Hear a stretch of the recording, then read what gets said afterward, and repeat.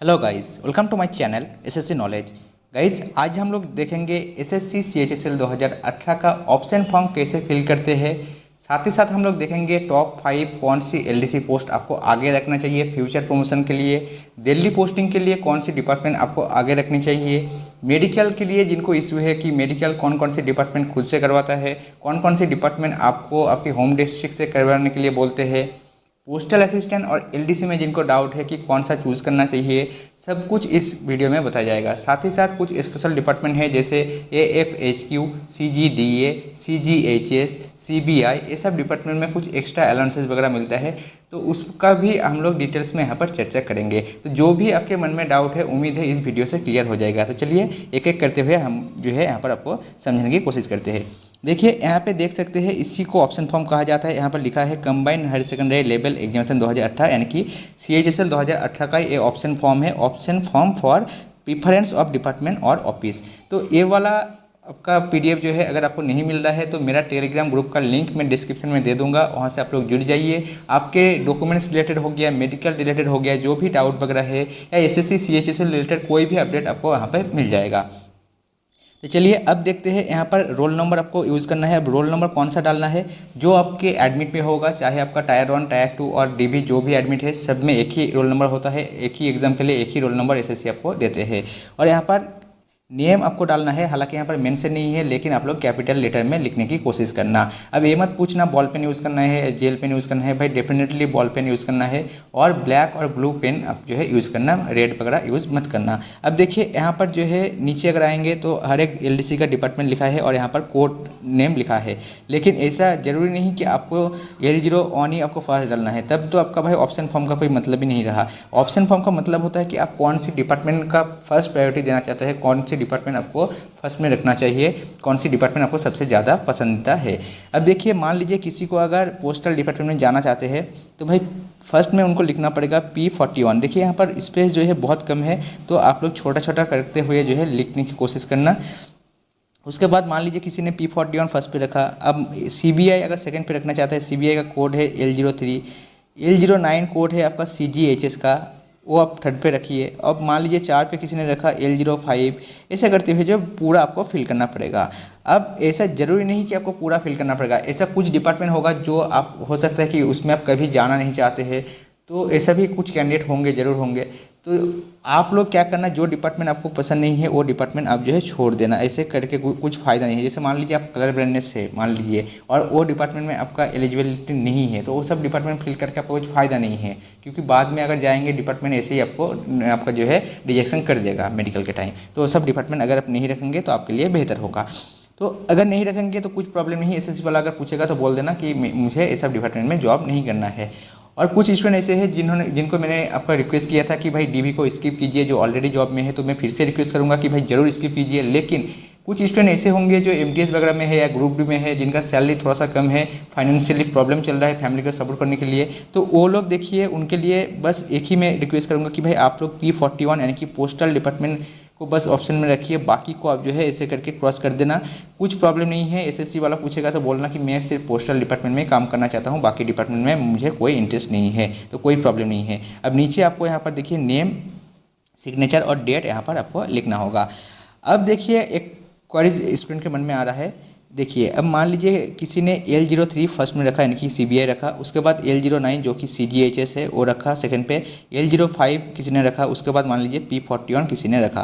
तो ऐसे करते हुए 4 डिपार्टमेंट किसी ने रखा। अब मान लीजिए उस स्टूडेंट का मार्क्स है 220 और L03 का कट ऑफ गया है 222। अब स्टूडेंट का मन में डाउट है कि भाई मुझे 222 में तो मेरा कट ऑफ नहीं जा रहा है, 220 मेरा मार्क्स है, तो सीबीआई तो नहीं मिलेगा, अब बाकी डिपार्टमेंट मिलेगा या नहीं, मुझे पता नहीं आ रहा है कि ऐसा डाउट क्यों आ रहा है, लेकिन फिर भी जब डाउट आ रहा है तो मैं क्लियर करता हूँ। देखिए, ऑप्शन फॉर्म तो इसीलिए मांगा जा रहा है ना कि अगर आपको फर्स्ट पोजीशन नहीं मिल रहा है तो भाई सेकंड पोजीशन देखा जाएगा। अगर सेकंड पोजीशन भी नहीं मिल रहा है, जैसे मान लीजिए L03 का कट ऑफ गया 221, तो अगर सेकंड पोजीशन भी नहीं मिल रहा है आपको, तब थर्ड पोजीशन देखा जाएगा। अब इसका कट ऑफ मान लीजिए 220.5 गया, तो ये भी आपको नहीं मिलेगा। फोर्थ पॉइंट जो आपका पोस्टल डिपार्टमेंट है, इसका कट ऑफ मान लीजिए 219 गया, तो आपको पोस्टल डिपार्टमेंट यानी कि 4 नंबर पे जो डिपार्टमेंट है ये आपको मिल जाएगा। जो भी डिपार्टमेंट आप 4 नंबर पे या 5 नंबर पे जो रखेंगे वो मिलेगा, यानी कि वो लोग देखेंगे आपकी मार्क्स और जो कट ऑफ डिसाइड होगा आपका डिपार्टमेंट के ऊपर, वो अगर चेक करेंगे, अगर मिलेगा तो आपको वही मिल जाएगा, अदरवाइज आपको आगे का जो नंबर है यानी कि 4 नंबर 5 नंबर ऐसे करते हुए वो लोग स्किप करते करते जाएंगे, कि भाई कौन से डिपार्टमेंट का ऊपर आपका कट ऑफ बैठ रहे हैं, वो लोग ऐसे चेक करते हैं। अब चलिए हम लोग कुछ डिपार्टमेंट के बारे में जान लेते हैं। ऑप्शन फॉर्म ऐसे फिल करना होता है। अब डिपार्टमेंट देखिए, फर्स्ट में हम लोग बात करेंगे AFHQ, जो मिनिस्ट्री ऑफ डिफेंस में आते हैं। इसका डिमांड सबसे ज़्यादा क्यों रहता है? एक तो देखिए कैंटीन कार्ड का आपका सुविधा मिल जाता है, जो ग्रॉसरी कार्ड होता है वही आपको मिलेगा, लिक्विड कार्ड आपको नहीं मिलेगा। अब अगर लिक्विड कार्ड क्या होता है अगर पता नहीं है भाई, जो लोग ड्रिंक्स वगैरह करते हैं उनको पता होगा, तो ये सब आपको फैसिलिटी यहाँ पर नहीं मिलेगा। हालांकि मिनिस्ट्री ऑफ डिफेंस में आते हैं, लेकिन यहाँ पर देखिए वो सब कार्ड आपको आर्मी को मिलता है। अब आर्मी जैसा काम तो यहाँ पर आपका कुछ नहीं है, आपको बस क्या करना होता है, आर्मी का जो अलाउंसेस वगैरह होता है, उनका सैलरी वगैरह होता है, उनका सर्विस बुक वगैरह होता है, ये सब को जो है आप लोग को मेंटेन करना पड़ता है, यही आप लोगों का काम है। उसके बाद देखिए ग्रोसरी कार्ड में आपको अच्छा खासा बेनिफिट मिल जाता है, जो डेली यूजेस में जैसे आते हैं, जैसे चावल हो गया, ऑयल हो गया, इस सब में आपको जो है एक्स्ट्रा आपको बेनिफिट मिल जाता है, अच्छा खासा छूट यहाँ पर डिस्काउंट वगैरह मिल जाता है।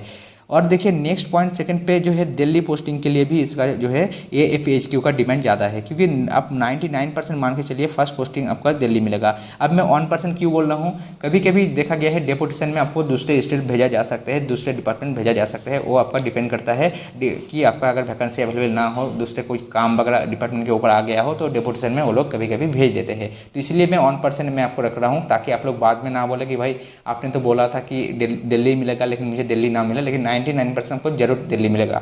उसके बाद देखिए सोशल रिस्पेक्ट इसमें अच्छा खासा है, क्योंकि देखिए एक तो मिनिस्ट्री ऑफ डिफेंस में आते हैं, आपका आर्मी का सिक्योरिटी वगैरह मिल जाता है। आप लोग जब बोलेंगे कि भाई मैं मिनिस्ट्री ऑफ डिफेंस में काम करता हूँ, ऊपर से दिल्ली जैसे जगह पे आप एक मिनिस्ट्री में काम करना कितना अच्छा है आप समझ सकते हैं। तो इसलिए सोशल रिस्पेक्ट आपको अच्छा खासा मिल जाता है। उसके बाद अगर हम लोग बात करें बेस फॉर फ्यूचर प्रिपरेशन, अगर आप लोग UPSC हो गया या CGL जैसे एग्जाम आपके ड्रीम है, तो आप लोग ज़रूर इस LDC पोस्ट में रहते हुए ऐसा प्रिपरेशन कर सकते हैं, क्योंकि दिल्ली में रह के भाई कोचिंग वगैरह का जो सुविधा है वो आपको इजीली मिल जाएगा। साथ ही साथ आपको जो है इसमें वर्कलोड बहुत कम है, तो इस हिसाब से भी आपको जो है प्रिपरेशन करने में कोई प्रॉब्लम नहीं होगा, बहुत टाइम आपको मिल जाएगा। अब देखिए नेक्स्ट पॉइंट जो मैंने लिखा है कि भाई सैलरी आपको हाई मिलेगा। क्यों मैं बता रहा हूँ, क्योंकि HRA जो है एक सिटी का ही मिलेगा, दिल्ली में आपको HRA ज़्यादा मिलता है, तो इस हिसाब से सैलरी भी ज़्यादा मिलेगा। अब आपको HRA की बात मैं क्यों कर रहा हूँ, भाई क्वार्टर आपको 2-3 साल तक नहीं मिलेगा। दिल्ली जैसे जगह पे आपका लंबा लाइन होता है, सब लोग वेट करते हैं, क्वार्टर के लिए अप्लाई करते हैं, लेकिन क्वार्टर 2-3 साल बाद ही आपको मिलता है, तो यहाँ पर भी आपको सेम मिलेगा। उसके बाद देखिए प्रमोशन की बात करें, 3 से लेकर 5 साल में जो है आप UDC बन जाएंगे। डिपेंड करता है कि वैकेंसी कितना है, इसलिए मैं 3 से लेकर 5 साल मैंने लिखा है। और एक आपका डिपार्टमेंटल एग्जाम देखिए, ऑडिटर पोस्ट में भी आप जा सकते हैं, जो 4200 ग्रेड पे में होता है, वो आप 3 साल बाद आपका एग्जाम वगैरह के लिए आप एलिजिबल हो जाते हैं। लेकिन देखिए एलिजिबल होना और एग्ज़ाम देना अलग बात है, जब एग्ज़ाम कंडक्ट होगा तभी आप दे पाएंगे, लेकिन 3 साल का आपका एलिजिबिलिटी क्राइटेरिया है कि 3 साल सर्विस करेंगे तभी आप एग्ज़ाम दे पाएंगे। अब मान लीजिए 5 साल बाद एग्ज़ाम होता है, तो तब आप एग्ज़ाम देंगे, तो 3 साल आपको मिनिमम सर्विस करना पड़ेगा, लेकिन 3 साल बाद ही एग्ज़ाम होगा, ऐसा कोई रूल्स नहीं है। अब चलिए उसके बाद नेक्स्ट जो आपका एक ही ड्रॉबैक है कि भाई इसमें स्मार्टफोन जो है ऑफिस के टाइम आप यूज़ नहीं कर सकते, आपको स्विच ऑफ करके रखना पड़ता है। और इसमें मेडिकल का एक है कि मेडिकल का एक फ़ायदा है आपको, मेडिकल इसमें आपको घर का जो होम डिस्ट्रिक्ट है, होम डिस्ट्रिक्ट से करके ले जाना पड़ेगा, आपको वो लोग फॉर्मेट वगैरह दे देंगे। आपका नज़दीकी जो भी डिस्ट्रिक्ट हॉस्पिटल है, गवर्नमेंट हॉस्पिटल है, वहाँ पे जाके CMO से या आपका सिविल सर्जन से आपको सिग्नेचर करना होता है। बस कुछ टेस्ट होता है, जैसे आई टेस्ट हो गया, आपका कलर ब्लाइंडनेस टेस्ट हो गया, ENT टेस्ट हो गया, आपका ब्लड टेस्ट हो गया, यूरिन टेस्ट हो गया, ये सब छोटा मोटा टेस्ट होता है, नॉर्मल सी टेस्ट होता है। आर्मी जैसा ऐसा कुछ नहीं होता है कि आपका फिटनेस वगैरह टेस्ट होगा या चेस्ट वगैरह मापा जाएगा, ऐसा हाइट वगैरह कुछ नहीं होता है, बस नॉर्मल से टेस्ट होता है। अगर कुछ इशू भी हो जाता है तब भी कोई दिक्कत नहीं है, चश्मा वगैरह सब कुछ अलाउड है। बस कलर ब्लाइंडनेस का एक बार देख लेना, ये सब डिपार्टमेंट में कलर ब्लाइंडनेस अलाउड है या नहीं, वो मैं आपको आगे दिखाता हूँ। उसके बाद जो है CGDA में सेकंड पे रखा है। देखिए कैंटीन कार्ड यहाँ पर भी मिल जाता है। प्रमोशन की अगर बात करें LDC में CHSL के थ्रू जो भी डिपार्टमेंट है, सबसे बेस्ट डिपार्टमेंट CGDA है। क्यों मैं बोल रहा हूँ, देखिए प्रमोशन आपको 2 साल में SAS का जो एग्ज़ाम होता है उसके लिए आप एलिजिबल हो जाते हैं, 2 साल बाद ही आप एलिजिबल हो जाते हैं।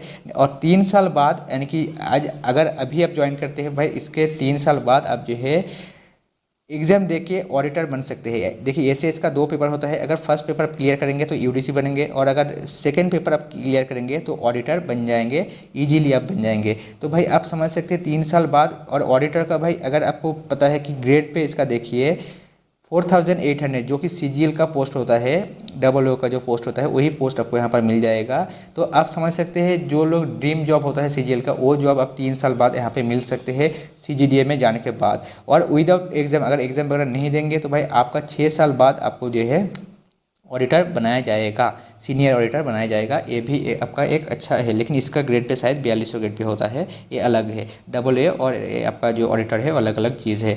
तो यहाँ पर जो है देखिए, एक प्रमोशन के एस्पेक्ट पे बात करें तो बहुत अच्छा है, इसीलिए मैं बोल रहा हूँ अगर प्रमोशन आपको चाहिए तो CGDA आगे जरूर रखना। लेकिन इसमें एक ही प्रॉब्लम है, आपको पोस्टिंग एरिया थोड़ा सा आपको अच्छा खासा नहीं मिलता है। जैसे ZCD में, जैसे नॉर्थ ईस्ट में हो गया आपका, उत्तराखंड जैसी जगह पे, ये सब जगह पे मतलब छोटा शहर पे भी आपको पोस्टिंग वगैरह मिलता है। इसका टोटल जो है मान के चले 1000+ ऑफिसेस है ऑल ओवर इंडिया में, इसीलिए आपका पोस्टिंग एरिया यहाँ पर जो है कहीं पे भी भेज सकते हैं, यही एक प्रॉब्लम है। उसके बाद लेस वर्कलोड यहाँ पर भी होता है।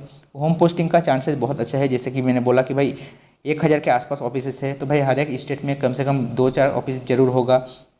और देखिए इस बार सिर्फ 5 वैकेंसी अभी तक दिल्ली में है, तो ये भी दिल्ली वाले ध्यान रखना, जो लोग दिल्ली में जाना चाहते हैं तो भाई 5 ही वैकेंसी है, सोच समझ के भरना।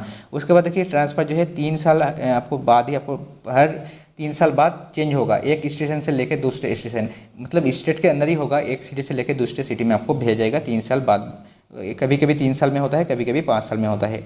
उसके बाद जो है एलोकेशन रैंडमली होगा, मतलब कोई आप यहाँ पर स्टेट प्रेफरेंस वगैरह नहीं पूछा जाएगा, कहीं भी आपको भेजा जा सकता है, इसका भी ध्यान रखना। अब मेडिकल देखिए, मेडिकल यहाँ पर डिपार्टमेंट करवाता है। अब डिपार्टमेंट करवाता है मतलब ये नहीं कि आर्मी जैसा कुछ होता है, जैसे आर्मी का क्या होता है, आर्मी का खुद का हॉस्पिटल होता है, रेलवे का खुद का हॉस्पिटल होता है, भाई इसका कोई खुद का हॉस्पिटल नहीं है। इसमें क्या होगा, मान लीजिए कि आपका दिल्ली पोस्टिंग हुआ तो दिल्ली में वो लोग बुलाएंगे रिपोर्टिंग करने के लिए। अब जिस दिन रिपोर्ट करेंगे उसी दिन वो लोग बोलेंगे कि भाई नज़दीकी, उस ऑफिस का नज़दीकी जो भी हॉस्पिटल, गवर्नमेंट हॉस्पिटल होगा, जैसे RMS हो गया, जो भी आपका दिल्ली में गवर्नमेंट हॉस्पिटल होता है, कोई भी एक आपका हॉस्पिटल वो लोग रेफर कर देंगे कि भाई उस हॉस्पिटल पे चले जाओ, वहाँ से जाके मेडिकल बनवा के लाओ। भाई यही होता है बस, और कुछ नहीं। लेकिन टेस्ट जो है आपका डिस्ट्रिक्ट हॉस्पिटल आप अगर खुद से करवाएंगे, जो टेस्ट होता है यहाँ पर सेम टेस्ट आपका जब डिपार्टमेंट करवाता है सेम टेस्ट होता है, यानी कि eye test, ENT test, urine test, blood test, यही होता है।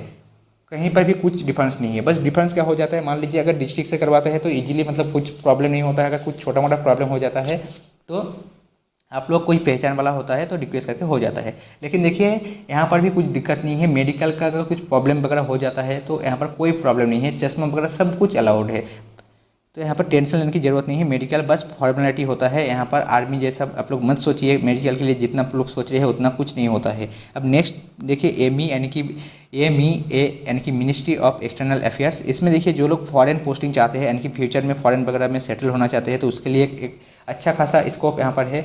तो फॉरेन पोस्टिंग ऐसा नहीं कि आपको शुरुआत में मिलेगा, आप लोग जब थोड़ा सा सीनियर हो जाएंगे 3-4 साल बाद, मान लीजिए आपको ऑप्शन दिया जाता है, ऐसा भी नहीं कि आपको ज़बरदस्ती भेजा जाएगा, अगर आप जाना चाहते हैं तभी आपको भेजा जा सकता है। और देखिए उसके बाद प्रमोशन की अगर बात करें, प्रमोशन अब 5 साल बाद जो है UDC बन जाएंगे डिपार्टमेंटल एग्ज़ाम के थ्रू, और अगर डिपार्टमेंटल एग्ज़ाम नहीं होता है तो 8 साल आपका मिनिमम लग जाता है विदाउट एग्ज़ाम। और उसका 5 साल बाद, UDC होने के 5 साल बाद, आप 5 से लेकर 6 साल बाद ASO जो CGL का पोस्ट होता है, असिस्टेंट सेक्शन ऑफिसर, वो अब बन जाएंगे, जो 4600 ग्रेड पे होता है। तो यहाँ पर भी देखिए अच्छा खासा प्रमोशन, लगभग मान के चले अगर डिपार्टमेंटल एग्जाम के थ्रू जाएंगे तो भाई 10 साल में आप बन जाएंगे, और अगर विदाउट एग्जाम में जाएंगे तो भाई आप 15 साल मान के चलिए, 15 साल में ASO यानी कि CGL का पोस्ट आपको मिल जाएगा। तो एक अच्छा खासा डिपार्टमेंट यहाँ पर भी है। और अगर फॉरेन पोस्टिंग होता है तो यहाँ पर एक्स्ट्रा जो है बहुत एक्स्ट्रा अलाउंसेस मिल जाता है, लगभग मान के चलिए 15-20 हज़ार तो इजीली मिल जाएगा आपका, क्योंकि आप दूसरे कंट्री पे रह रहे हैं इसीलिए। और देखिए हाई चांसेस यहाँ पर दिल्ली पोस्टिंग, यहाँ पर भी 99% आपको जो है दिल्ली पोस्टिंग ही मिलता है। देखिए मिनिस्ट्री ऑफ एक्सटर्नल अफेयर्स में 2 डिपार्टमेंट आता है, जो CPO है यानी कि सेंट्रल पासपोर्ट ऑफिस, वो भी आपका आता है, और आपका मिनिस्ट्री ऑफ एक्सटर्नल अफेयर्स। तो मिनिस्ट्री ऑफ एक्सटर्नल अफेयर्स में आपको दिल्ली पोस्टिंग मिलेगा। अगर CPO भरेंगे तो उसमें हर एक स्टेट में उनका ऑफिसेस है, तो उसमें कहीं भी पोस्टिंग हो सकती है, तो वो मत फिल करना पहले, अगर फिल करना है तो MEA फिल करना।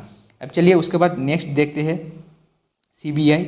अब सीबीआई में देखिए इसका एक्स नहीं तो वाई सिटी में पोस्टिंग होता है। क्यों मैं बोल रहा हूँ, क्योंकि देखिए हर एक स्टेट में सीबीआई का ऑफिसेस है और हर एक स्टेट में जो कैपिटल होता है स्टेट का उसी में इनका ऑफिसेस होता है। इसीलिए या तो एक सिटी में आएगा नहीं तो वाई सिटी में आएगा। एक सिटी अगर किसी को नहीं मालूम है, दिल्ली, मुंबई, कलकत्ता, चेन्नई, पटना हो गया, उसके बाद आपका हैदराबाद हो गया, बेंगलोर हो गया, ये सब एक सिटी में आता है। और वाई सिटी आप मान के चलिए रांची वगैरह, भोपाल वगैरह, ये सब वाई सिटी में आता है। तो ये सब आपका, ये सब लोकेशन पे आपको जो है पोस्टिंग आपको मिलेगा। अब दिल्ली, जो लोग सोच रहे हैं कि 100% यहाँ पर मिलेगा, नहीं भाई, दिल्ली का कोई चांसेस नहीं है, कहीं भी भेजा जा सकता है क्योंकि हर एक स्टेट में इनका ऑफिसेस है। अब प्रमोशन की अगर बात करें, प्रमोशन आपका 3 साल बाद डिपार्टमेंटल एग्जाम के थ्रू आप एसआई पोस्ट, जो कि सब इंस्पेक्टर का पोस्ट होता है, जो सीजीएल के थ्रू इनका सिलेक्शन होता है, इसके लिए आप एग्ज़ाम देके जा सकते हैं। लेकिन ध्यान रखना, अगर सीजीएल का एसआई पोस्ट में अगर आप प्रमोशन लेना चाहते हैं तो सीजीएल का एसआई पोस्ट के लिए जैसा क्राइटेरिया है कि भाई फिजिकल फिटनेस टेस्ट होता है, तो जब आप प्रमोशन लेंगे एलडी से लेके आप एसआई में, तब भी आपका फिटनेस चेक किया जाएगा और आपका ट्रेनिंग भी वैसा ही होता है, यानी कि एसआई जैसा ही ट्रेनिंग होता है। लेकिन एलडीसी में कोई फिटनेस का कोई आपका यहाँ नहीं कि फिजिकल फिटनेस टेस्ट वगैरह होता है, एलडीसी पोस्ट में होता नहीं है। और देखिए उसके बाद अगर मान लीजिए कोई एसआई पोस्ट में नहीं जाना चाहता है तो 3 साल बाद आप डिपार्टमेंटल एग्जाम देके यूडीसी बन सकते हैं, नहीं तो 5 साल बाद आप विदाउट एग्जाम आप बन ही जाएंगे यूडीसी। उसके बाद सोशल रिस्पेक्ट यहाँ पर भी अच्छा खासा है, क्योंकि भाई सीबीआई जैसे डिपार्टमेंट में अगर काम करेंगे तो आप समझ सकते हैं कि भाई सोशल रिस्पेक्ट अच्छा खासा बन जाता है और बाकी डिपार्टमेंट में भी एक इम्पैक्ट पड़ता है। जब आप दूसरे डिपार्टमेंट में कुछ खुद के काम के लिए जाएंगे और बोलेंगे कि भाई मैं सीबीआई में काम करता हूँ, तो अच्छा खासा आपका वहाँ पर रिस्पेक्ट आपको मिल जाता है। उसके बाद यहाँ पर एक एक्स्ट्रा अलाउंसेस मिलता है, जो स्पेशल सिक्योरिटी अलाउंसेस कहा जाता है। कितना मिलता है? 20% ऑफ बेसिक। आपका बेसिक कितना है? 900। तो इसका अगर 20% करेंगे, लगभग आप मान के चले 3900 आपको मिल जाएगा। एक्स्ट्रा आपको मिलेगा हर मंथ, ये मिलेगा आपको सैलरी के साथ। और यहाँ पर जो लोग सोच रहे हैं कि भाई जैसे सीजीएल का एसआई को 13 पे मिलता है, यानी कि 13 मंथ का सैलरी मिलता है साल में, एक साल में 12 मंथ का मिलना चाहिए, लेकिन 13 मंथ को मिलता है, 13 मंथ का। लेकिन आपको एलडीसी को नहीं मिलता है। एलडीसी को क्यों नहीं मिलता है? देखिए सीजीएल का जो पोस्ट होता है एसआई का, उसको जो है हर मंथ 2 दिन नहीं तो 3 दिन, मंथ में एक बार 2 से लेकर 3 दिन एक्स्ट्रा काम करना पड़ता है, इसीलिए उनको मिलता है। यानी कि लगभग साल में मान के चलिए 2 से 3 दिन अगर हर मंथ करना पड़ेगा तो एक साल में आपको लगभग 24 से लेकर 36 दिन तक उनको करना पड़ता है, इसीलिए उनको एक्स्ट्रा एक मंथ का सैलरी मिलता है। लेकिन एलडीसी को ऐसा कोई रूल्स नहीं है, उनको संडे सैटरडे काम नहीं होता है, तो इसीलिए उनको एक्स्ट्रा नहीं मिलेगा। मेडिकल देखिए यहाँ पर भी डिपार्टमेंट यहाँ पर करवाता है, जो दिल्ली वगैरह में आपको बुला लेंगे और दिल्ली में वो लोग एक हॉस्पिटल रेफर करेंगे, यहाँ पर वैसे ही होता है। यहाँ पर भी कोई इशू नहीं है मेडिकल का, चश्मा वगैरह सब कुछ अलाउड है। अब नेक्स्ट मैंने रखा है CGHS, DGHS जो भी कह सकते हैं आप, सेंट्रल गवर्नमेंट हेल्थ स्कीम, जिसमें आपको मिलता है। तो यहाँ पर भी एक एक्स्ट्रा अलाउंसेस मिल जाता है, पेशेंट केयर अलाउंस बोला जाता है इसको, 4500 के आसपास आपको मिल जाता है। और इसमें देखिए लेस वर्कलोड होता है, यहाँ पर कोई डिपार्टमेंटल एग्जाम नहीं होता है, 8 से 10 साल लग जाता है यूडीसी बनने में, यानी कि प्रमोशन बहुत स्लो है, लेकिन यहाँ पर अलाउंसेस मिलता है, इसीलिए मैंने यहाँ पर रखा है इसको। मेडिकल यहाँ पर भी डिपार्टमेंट करवाता है। और उसके बाद अगर होम पोस्टिंग की बात करें, होम पोस्टिंग यहाँ पर आपको मिल ही जाता है, क्योंकि हर एक स्टेट में इसका ऑफिसेस है। और दिल्ली पोस्टिंग में अगर जो लोग जाना चाहते हैं तो भाई 6 वैकेंसी है CGHS या DGHS, जिसका कोड शायद L09 है। उसके बाद पब्लिक डीलिंग यहाँ पर होने का चांसेस है, क्योंकि देखिए CGHS में अगर काम करेंगे तो भाई जो जैसे मान लीजिए मैं एम्प्लॉयर हूँ, तो भाई मेरा अगर CGHS कार्ड मैं लेना चाहूँगा तो भाई आपके पास ही जाऊँगा। तो आपके पास जाऊँगा तो मुझे अप्लाई वगैरह करना पड़ेगा, आपसे मुझे डिस्कस करना पड़ेगा कि भाई क्या क्या करना पड़ता है, कैसे फॉर्म फिलअप करना पड़ता है। तो आपके साथ पब्लिक डीलिंग हो रहा है ना, तो इसलिए बोल रहा हूँ पब्लिक डीलिंग का यहाँ पर चांसेस बन जाता है, तो ये भी एक आपको ध्यान रखना पड़ेगा। अब इसके बाद मैंने मिनिस्ट्री ऑफ अर्बन को रखा है। क्यों रखा है? देखिए मिनिस्ट्री ऑफ अर्बन को इसलिए मैंने रखा है, इसमें एक डिपार्टमेंट आता है CPWD यानी कि सेंट्रल पब्लिक वर्क्स डिपार्टमेंट। जो लोग जानते हैं, देखिए जूनियर इंजीनियर यहाँ पर बन सकते हैं फ्यूचर में, जो इंजीनियरिंग बैकग्राउंड से है, जिन्होंने सिविल, मैकेनिकल और इलेक्ट्रिकल ये तीनों ब्रांचेस से अगर बीटेक और पॉलिटेक्निक या डिप्लोमा किया है, तो फ्यूचर में 3 साल बाद आप जो है डिपार्टमेंटल एग्जाम के थ्रू जूनियर इंजीनियर बन सकते हैं। और अगर आपने डिप्लोमा वगैरह या बीटेक वगैरह नहीं किया है, आप अगर जो है ऐसे ही अपने ग्रेजुएशन वगैरह किया है, तब आपको ये सब नहीं मिलेगा, जूनियर इंजीनियर वगैरह आप नहीं बन सकते। तब आपको क्या होगा, 4 साल बाद आप जो है डिपार्टमेंटल एग्जाम के थ्रू यूडीसी बन जाएंगे। और अगर डिपार्टमेंटल एग्जाम नहीं होता है तो भाई 8 से लेकर 10 साल आपको लग ही जाएगा यूडीसी बनने में, सीनियरिटी लिस्ट के बेसिस पे। अब चलिए आपको पोस्टल असिस्टेंट और एलडीसी में जिनको आपको डाउट आ रहा है कि भाई कौन सा चूज़ करना है, देखिए यहाँ पर मैंने सैलरी एक सिटी वाई सिटी का यहाँ पर लिखा है, एक city Y city Z city, ये जो है देख रहे हैं आप, जो है डाटा एंट्री ऑपरेटर और आपका पोस्टल असिस्टेंट का सैलरी है, और ये जो है आपका एलडीसी का सैलरी है। एक सिटी में देखिए मैंने ग्रॉस सैलरी लिखा है, अभी 17% के हिसाब से डीए मिल रहा है, इसीलिए मैं 17% के हिसाब से बोलूँगा। 26 जून को आपका 28% होने का डिसीजन लिया जाएगा कि भाई 28% मिलेगा या नहीं, तो अभी 17% के हिसाब से मैं कैलकुलेट करूँगा। ग्रॉस सैलरी देखिए लगभग आपका 39,500 के आसपास मिल जाएगा, लेकिन अब इन हैंड सैलरी 3,500 आप जो है डिडक्शन होकर मान लीजिए तो लगभग 36,000 के आसपास मिलेगा एक सिटी में। और यहाँ पर अगर बात करेंगे तो यहाँ पर देखिए 30,000 के आसपास जो है आपको एक सिटी में ग्रॉस सैलरी मिलेगा, और इन हैंड्स की बात करें तो आप जो है मान के चलिए 27 या 27,500 के आसपास आपको मिल जाएगा। और सिटी में भी देख सकते हैं, यहाँ पर एक एक करके आप लोग देख लीजिए। लेकिन अब जो है डिफरेंस में क्यों दिखा रहा हूँ, देखिए जिनको सैलरी चाहिए यानी कि जिनको फाइनेंशियली फैमिली को सपोर्ट करना है, मैं जरूर रिकमेंडेशन करूँगा पोस्टल असिस्टेंट लीजिए। देखिए जहाँ पर काम ज़्यादा करना पड़ेगा वहाँ पर ही तो आपको एक्स्ट्रा आपको सैलरी मिलेगा। पोस्टल असिस्टेंट में क्यों ज़्यादा सैलरी मिल रहा है, क्योंकि यहाँ पर वर्कलोड ज़्यादा है। क्यों ज़्यादा है, क्योंकि पब्लिक डीलिंग होता है। अगर आप लोग कभी पोस्ट ऑफिस हो गया है, बैंक वगैरह अपने अगर गए हुए तो आपको पता होगा कि यहाँ पर आप लोग लाइन पे खड़े होकर आप लोग पीछे से बोलते हैं कि भाई जल्दी करो जल्दी करो, तो यहाँ पर भी सेम होता है कि भाई लाइन वगैरह हो जाता है। पब्लिक आपको दिन में 10, 20, 50, 100 भी वो डिपेंड करेगा कि भाई ऑफिस कैसा है आपके यहाँ पर, तो आपको डील करना पड़ेगा। तो इसीलिए यहाँ पर कहा जाता है कि यहाँ पर वर्कलोड ज़्यादा है। ऐसा नहीं कि एलडीसी में भी वर्कलोड नहीं है, कुछ कुछ डिपार्टमेंट है वहाँ पर भी अच्छा खासा वर्कलोड हो जाता है। लेकिन पोस्टल असिस्टेंट में आपको पब्लिक के सामने काम करना पड़ता है, इसीलिए थोड़ा सा जल्दी काम करना पड़ता है। अगर स्लो करेंगे तो आप भी समझ सकते हैं कि भाई पब्लिक की तरफ से गाली पड़ेगा कि भाई आप फर्स्ट काम नहीं कर रहे हो, तो इसलिए यहाँ पर कहा जाता है। लेकिन मैं कहूँगा कि अगर सैलरी का नीड है, होम पोस्टिंग आपको चाहिए, अगर आपको मार्क्स अच्छे हैं तभी होम पोस्टिंग मिल सकता है, तो आपको मैं रिकमेंड करूँगा पोस्टल असिस्टेंट ले लीजिए। इसके बारे में मत सोचिए कि वर्कलोड ज़्यादा है। और अगर फ्यूचर के बारे में सोच रहे हैं तो भाई फ्यूचर के लिए आप एलडीसी जरूर लीजिए कि भाई फ्यूचर प्रमोशन, लेकिन सब एलडीसी में आपको फ्यूचर प्रमोशन नहीं मिलेगा। अब देखिए मैं यहाँ पर कुछ लॉसेज दिखा रहा हूँ। जैसे मान लीजिए मैंने 17% के हिसाब से मैंने कैलकुलेट किया है, हर मंथ इन हैंड सैलरी आपको 36,000 मिलेगा। अब 12 मंथ में कितना मिल रहा है, देखिए 4,32,000 मिल रहा है। अब एलडीसी में अगर आप जाना चाहते हैं तो एलडीसी में आपको 27,000 के आसपास मिलेगा हर मंथ, तो 12 मंथ में आपको मिलेगा 3,24,000। तो भाई हर मंथ आपका हर साल आपका लॉस होगा 1,08,000, लगभग 9,000 आपका लॉस हो रहा है एक साल में, पर मंथ आपका लॉस हो रहा है। तो आप समझ सकते हैं कि पर मंथ आपको 9,000 कम मिलेगा अगर एक सिटी में पोस्टिंग हुआ। अगर और सिटी में होगा तो 8,000 का मिनिमम आपका लॉसेस होगा। अगर जेड सिटी में होगा तो मान के चलिए 7,000 आपका मिनिमम लॉस होगा। तो ऐसे आपको जो है आपको डिफरेंस करना है कि भाई मुझे देखिए पोस्टल असिस्टेंट में हर एक चीज़ का कुछ ना कुछ आपका अच्छा चीज़ है, मतलब पॉजिटिव साइड होता है, कुछ ना कुछ आपका नेगेटिव साइड होता है। देखिए पोस्टल असिस्टेंट में एक तो होम पोस्टिंग मिलने का बहुत अच्छा चांसेस है, सेकेंड जो है आपको यहाँ पर सैलरी अच्छा मिलता है। एलडीसी में क्या प्रॉब्लम है, आपको होम डिस्ट्रिक्ट या होम स्टेट मिलने का चांसेस बहुत मुश्किल है। सेकेंड है यहाँ पर आपका सैलरी जो है कम है, लेकिन इसमें प्रोमोशन अच्छा खासा है। अब देखिए पोस्टल असिस्टेंट में प्रोमोशन नहीं है ऐसा नहीं है, 5 साल बाद आप without exam post master grade on के लिए आपको प्रोमोशन मिल जाएगा, जो कि 2800 ग्रेड पे होता है। अब एलडीसी में कुछ डिपार्टमेंट है, जो डिपार्टमेंट मैंने अभी मेंशन किया उसके अलावा कुछ डिपार्टमेंट है जिसमें जैसे मिनिस्ट्री ऑफ कल्चर हो गया, मिनिस्ट्री ऑफ टेक्सटाइल वगैरह हो गया, इसमें आपका प्रमोशन वगैरह उतना खास नहीं है। प्रमोशन आपका 10 साल 12 साल लग जाता है यूडीसी बनने में, कोई डिपार्टमेंटल एग्जाम वगैरह नहीं होता है। तो ये सब डिपार्टमेंट चूज़ करने से मुझे लगता है बेटर है कि भाई पोस्टल असिस्टेंट रख लो। जैसे मान लीजिए किसी को प्रमोशन चाहिए तो एलडीसी का जो टॉप मोस्ट पोस्ट है मैं बताऊँगा आगे, और रख देना, उसके बाद पोस्टल असिस्टेंट रख देना, उसके बाद नीचे का जो एलडीसी पोस्ट है वो रख देना।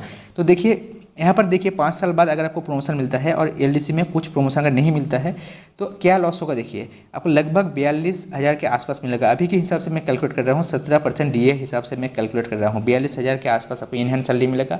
और देखिए 12 मंथ में 5,04,000 आपको मिल जाएगा एक साल में। यहाँ पर देखिए 32,000 के आसपास आपको मिलेगा, और 12 मंथ में आपका 3,84,000 के आसपास आपको टोटल मिलेगा एक साल में। अब लॉस की बात करें तो लॉस भाई 1,20,000 आपका एक साल में लॉस हो रहा है। तो ये भी आपको देखना पड़ेगा कितना हर मंथ आपको 10,000 जो है आपका लॉस होगा अगर आप एलडीसी चूज़ करते हैं, मतलब कुछ ऐसा एलडीसी है अगर वो सब चूज़ करते हैं। तो इसीलिए सोच समझ के चूज़ करना। पोस्टल असिस्टेंट ऐसा कोई बुराई नहीं है। और देखिए पोस्टल असिस्टेंट में प्रमोशन नहीं है ऐसा कुछ नहीं है। जैसे आप एलडीसी में भी आपको डिपार्टमेंटल एग्जाम के थ्रू आप प्रमोशन मिल सकता है। एलडीसी में आपको पोस्टल असिस्टेंट में आपको 8 साल बाद आप जो है पोस्ट इंस्पेक्टर ऑफ पोस्ट जो होता है, यानी कि जो सीजीएल का पोस्ट होता है 4600 ग्रेड पे, उसके लिए आप एलिजिबल होते हैं। और 8 से लेकर 10 साल में एग्जाम एक बार ना एक बार होगा, जरूर होगा। तो वो एग्जाम देके आप जो है इजीली जो है प्रमोशन ले सकते हैं। लेकिन क्या होता है 8 साल 10 साल बाद जो है डिपार्टमेंटल एग्जाम देना, आप समझ सकते हैं कि उतना आप में अगर माइंड सेट ना हो तो आप एग्ज़ाम क्वालिफाई नहीं कर पाएंगे। इसलिए पोस्टल डिपार्टमेंट को उतना मैं आगे नहीं रखता हूँ, लेकिन यहाँ पर भी प्रमोशन का स्कोप है। अब पोस्टल असिस्टेंट को किसको 100% लेना चाहिए? मेरे हिसाब से जो एक्स सर्विसमैन है उनको जरूर लेना चाहिए पोस्टल असिस्टेंट। एक तो होम पोस्टिंग का चांसेस है, क्योंकि देखिए उन्होंने इतना सर्विस वगैरह दिया आपका देश के लिए, तो उसके बाद वो लोग को मिलना चाहिए। अब होम पोस्टिंग उनको मिलना चाहिए। तो इस हिसाब से मेरा रिकमेंडेशन रहेगा कि एक्स सर्विसमैन जो मेरा भाई लोग है वो लोग अब पोस्टल असिस्टेंट में जा सकते हैं। और जिनको भाई घर से बाहर या स्टेट से बाहर जाना नहीं है, लेकिन ध्यान रखना मार्क्स भी आपको अच्छा होना चाहिए। ऐसा नहीं कि आपको अगर मार्क्स नीचे होगा तो आपको जरूर मिल जाएगा। जैसे मुझे खुद नहीं मिला था, मैं वेस्ट बंगाल से बिलोंग करता हूँ, लेकिन मिला था मुझे आसाम। तो ऐसे हो जाता है कभी कभी, तो मार्क्स भी एक बार देख लेना। अब उसके बाद नीचे मैंने कुछ पॉइंट लिखा है, ये सब आप लोग एक बार देख लीजिए। ये सब डिस्कस करने में ज़्यादा टाइम लग जाएगा, आप लोग एक बार देख लेना। मैंने एलडीसी और आपका पोस्टल असिस्टेंट को अलग अलग मैंने यहाँ पर शो किया है। अब चलिए मैं कुछ डिपार्टमेंट दिखाता हूँ जो कि आपका मेडिकल के बारे में बताऊँगा। और यहाँ पर कलर ब्लाइंडनेस, देखिए कलर ब्लाइंडनेस जरूर देख लेना। यहाँ पर सुइटेबिलिटी क्राइटेरिया लिखा है कि कौन कौन सी कलर ब्लाइंडनेस आपको एलिजिबल है, कौन सी नहीं। अब चलिए पहले तो आपको मैं बताता हूँ कि टॉप 5 में कौन कौन सी डिपार्टमेंट आपको रखना चाहिए। देखिए मेरे हिसाब से सबसे ऊपर रखना चाहिए AFHQ, चाहे आप दिल्ली चाहते हैं नहीं, सबको रखना चाहिए। उसके बाद CBI को आप रखिए जरूर।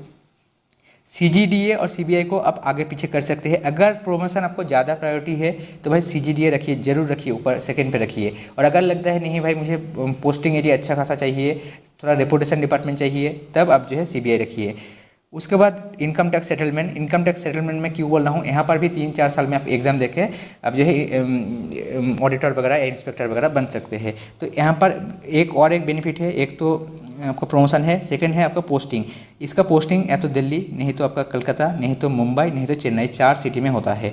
ये एक बेनिफिट है। उसके बाद मिनिस्ट्री ऑफ एक्सटर्नल अफेयर्स, इसमें आपका एक तो प्रमोशन है, ऊपर से फॉरेन पोस्टिंग का चांसेस है, ये भी आप जो है रख सकते हैं। उसके बाद CGHS मैंने क्यों रखा, CGHS इसलिए रखा क्योंकि यहाँ पर एक्स्ट्रा अलाउंसेस मिलता है। अब 4,000 4,500 का एक्स्ट्रा अलाउंसेस मिलता है देखिए LDC पोस्ट में, तो आप समझ सकते हैं लगभग 30+ आपको जरूर सैलरी मिलेगा। तो इस हिसाब से भी एक बेनिफिट है कि अगर आप पोस्टल डिपार्टमेंट नहीं जाना चाहते तो भाई CGHS भी आपके पास ऑप्शन है। उसके बाद जो है वाइस प्रेसिडेंट सेक्रेटरीट मैंने रखा है, जो लोग दिल्ली में पाना चाहते हैं। देखिए दिल्ली वाले जरूर AFHQ सेकंड पे रख देना, ministry of external affairs third पे रख देना आप लोग, वाइस प्रेसिडेंट सेक्रेटरीट। ये 3 डिपार्टमेंट में जरूर आपको 100% आपको दिल्ली पोस्टिंग मिल जाएगा। अब उसके बाद आप IB वगैरह रख सकते हैं, इलेक्शन कमीशन, ये सब डेपुटेशन डिपार्टमेंट है।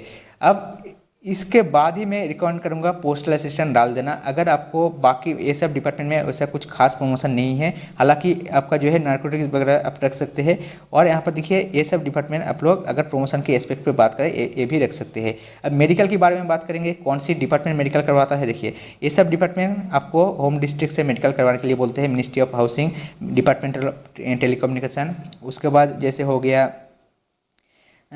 उसके बाद वाइस प्रेसिडेंट सेक्रेटरीट, ये भी आपको घर से मेडिकल करवाने के लिए बोलते हैं। मिनिस्ट्री ऑफ एक्सटर्नल अफेयर्स जो है ये भी आपको घर से, और आपका इनकम टैक्स भी आपको जो है घर से करने के लिए बोलते हैं। बाकी जो है यहाँ पर CGDA आपको खुद वो लोग खुद कराएंगे, और आपका AFHQ जो है आपको घर से करने के लिए बोलते हैं। अब चलिए कुछ डिपार्टमेंट देखते हैं जो कि कलर ब्लाइंडनेस के लिए एलिजिबल है, यहाँ पर देख लेना एक बार। और उसके बाद अगर नेक्स्ट बात करें, देखिए और कुछ डिपार्टमेंट है जो मेडिकल खुद से करवाता है, सॉरी आपको करने के लिए बोलते हैं। देखिए ये दोनों डिपार्टमेंट आपको खुद करने के लिए बोलते हैं, यानी कि आपके होम डिस्ट्रिक्ट से मेडिकल होगा। मिनिस्ट्री ऑफ कल्चर हो गया, मिनिस्ट्री ऑफ सिविल एविएशन हो गया, ये सब डिपार्टमेंट आपको जो है खुद से आपको मेडिकल करवाने के लिए बोलते हैं। और आपका मिनिस्ट्री ऑफ आपका होम अफेयर्स जो है वो भी आपको जो है मेडिकल खुद करवाने के लिए बोलते हैं। तो ये सब डिपार्टमेंट आप लोग अगर मेडिकल का कुछ इशू लग रहा है, हालांकि मेडिकल का कोई इशू नहीं है, आप लोग ये सब ऑप्शन में रख सकते हैं। और देखिए ये सब डिपार्टमेंट आप लोग मेरे हिसाब से जो आपका हो गया मिनिस्ट्री ऑफ टेक्सटाइल हो गया, मिनिस्ट्री ऑफ टूरिज्म हो गया, ये सब रखने से बेहतर है कि पोस्टल असिस्टेंट आप आगे रखिए, क्योंकि इसमें प्रमोशन वगैरह उतना अच्छा खासा नहीं है, बस वर्कलोड ही आपको कम मिलेगा। और एक पॉइंट यहाँ पर मैं बताना चाहूँगा, देखिए मिनिस्ट्री ऑफ टेक्सटाइल जो है स्टेट प्रेफरेंस आपसे पूछते हैं, तो एक बेनिफिट है। साथ ही साथ आपका ministry of housing and urban, ये भी आपको स्टेट प्रेफरेंस पूछते हैं। तो ये सब डिपार्टमेंट जो लोग स्टेट LDC में जाना चाहते हैं, साथ ही साथ आपका स्टेट प्रेफरेंस चाहते हैं, तो ये लोग आप लोग ऑप्शन में रख सकते हैं। लेकिन कोई ज़रूरी नहीं कि इस बार भी पूछा जाएगा, ये भी देखिए टाइम टू टाइम चेंज होता है। तो चलिए मुझे लगता है जो भी डाउट वगैरह था इस वीडियो से आपको क्लियर हो गया होगा। अगर वीडियो अच्छा लगा है तो वीडियो को लाइक एंड शेयर जरूर करना, और मेरे चैनल को सब्सक्राइब कीजिए ताकि SSC रिलेटेड कोई भी अपडेट आपको सबसे पहले